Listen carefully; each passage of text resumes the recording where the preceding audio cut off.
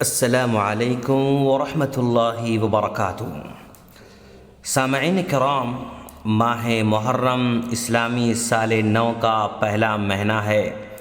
اسی مہینے سے اسلامی سن ہجری کا آغاز ہوتا ہے۔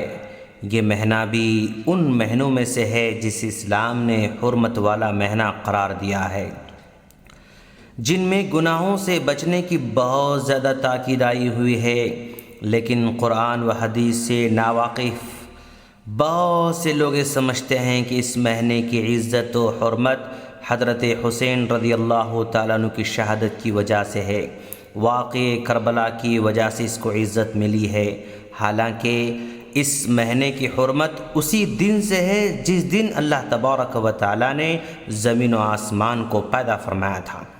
اللہ تعالیٰ کا فرمان ہے، اعوذ باللہ من الشیطان الرجیم، بسم اللہ الرحمن الرحیم، ان عدت الشہور عند اللہ 12 شہرا فی کتاب اللہ یوم خلق السماوات والارض منها 4 حرم ذلك الدین القیم۔ بے شک اللہ کے نزدیک مہینوں کے تعداد اللہ کی کتاب میں اس دن سے 12 ہے جس وقت آسمانوں اور زمین کی تخلیق ہوئی ہے، ان میں سے 4 مہینے حرمت کے ہیں، یہی سیدھا دین ہے۔ سورہ توبہ آیت نمبر 36۔ ان 4 مہینوں میں سے ایک مہینہ محرم الحرام بھی ہے۔ اس آیت سے پتہ چلا کہ اس مہینے کی حرمت اس وقت سے ہے جب سے زمین و آسمان کو پیدا کیا گیا ہے۔ اس مہینے کی عظمت اور فضیلت اس سے بھی واضح ہے کہ اس ماہ میں روزہ رکھنے کی بڑی فضیلت ہے۔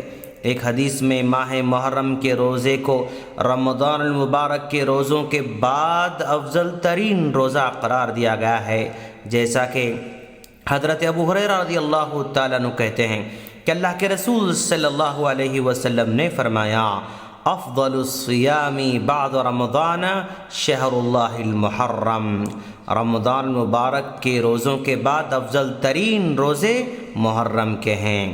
یہ مسلم کی روایت ہے۔ اسی طرح عبداللہ بن عباس رضی اللہ تعالیٰ عنہ فرماتے ہیں کہ میں نے نبی کریم صلی اللہ علیہ وسلم کو یوم عاشوراء کے دن سے بڑھ کر کسی اور دن کے روزے کو فضیلت دیتے ہوئے نہیں دیکھا، اور نہ ہی ماہ رمضان سے بڑھ کر کسی اور مہینے کو فضیلت دیتے ہوئے دیکھا۔ یہ بخاری و مسلم کی روایت ہے۔ حضرت ابو قتادہ رضی اللہ تعالیٰ عنہ کہتے ہیں کہ اللہ کے رسول صلی اللہ علیہ وسلم سے دریافت کیا گیا کہ عاشورے کے دن روزہ رکھنے سے کس قدر ثواب ملتا ہے، تو آپ نے فرمایا، اللہ رب العزت 1 سال گزشتہ کے گناہ معاف فرما دیتا ہے۔ یہ مسلم کی روایت ہے۔ اسی طرح بخاری اور مسلم کی روایت ہے، حضرت عبداللہ بن عباس رضی اللہ تعالیٰ عنہ کہتے ہیں کہ جب اللہ کے رسول صلی اللہ علیہ وسلم مدینہ منورہ تشریف لائے تو یہودیوں کو محرم کی 10ویں تاریخ کا روزہ رکھتے ہوئے دیکھا۔ پوچھا، تم اس دن کیوں روزہ رکھتے ہو؟ تو انہوں نے کہا، یہ وہ مبارک دن ہے جس میں اللہ تبارک و تعالیٰ نے بنی اسرائیل کو ان کے دشمن فرعون سے نجات دی تھی، تو اس کے شکرانے میں حضرت موسیٰ علیہ السلام نے یہ روزہ رکھا تھا۔ تو اللہ کے رسول صلی اللہ علیہ وسلم نے فرمایا، حضرت موسیٰ علیہ السلام کی اتباع کا میں تم سے زیادہ حقدار ہوں۔ چنانچہ آپ نے خود بھی اس دن کا روزہ رکھا اور صحابہ کرام کو بھی روزہ رکھنے کا حکم دیا۔ یہ بخاری مسلم کی روایت ہے۔ اس حدیث سے یہ بات معلوم ہوئی کہ 10 محرم کا روزہ حضرت حسین رضی اللہ تعالیٰ عنہ کی شہادت کی وجہ سے نہیں، بلکہ حضرت موسیٰ علیہ السلام کو فرعون سے نجات ملنے کے شکریہ میں رکھا جاتا ہے۔ کس قدر افسوسناک بات ہے کہ پیارے نبی صلی اللہ علیہ وسلم نے 10 محرم کو روزہ رکھا، اور یہ نام نہاد نقلی سنی بھائی لوگوں کو پانی اور شربت پلاتے ہوئے پھرتے ہیں اور میٹھے پکوان بنا کر کھلاتے اور کھاتے رہتے ہیں۔ الغرض ان چیزوں پر انشاءاللہ ہم آئندہ ڈسکس کریں گے۔ اب جو شخص اس مہینے میں روزہ رکھنا چاہے اسے 10ویں کے ساتھ 9ویں تاریخ کا یا 11ویں تاریخ کا روزہ بھی رکھنا چاہیے تاکہ یہودیوں کی مشابہت نہ ہونے پائے۔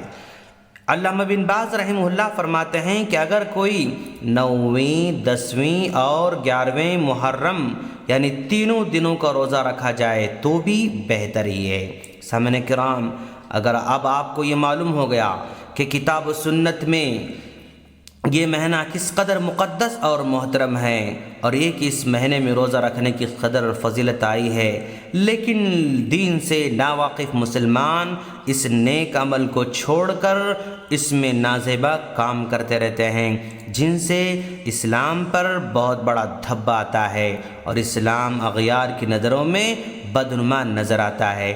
مسلمان اس ماہ میں کیا بدعات و خرافات انجام دیتے ہیں، اس کے لیے ہمارے اگلی کلپ کا انتظار کریں۔ ہم اللہ سے دعا کرتے ہیں کہ باری تعالیٰ تو ہم تمام کو دین کو صحیح سمجھنے کی توفیق عطا فرما۔ آمین۔ السلام علیکم ورحمۃ اللہ وبرکاتہ۔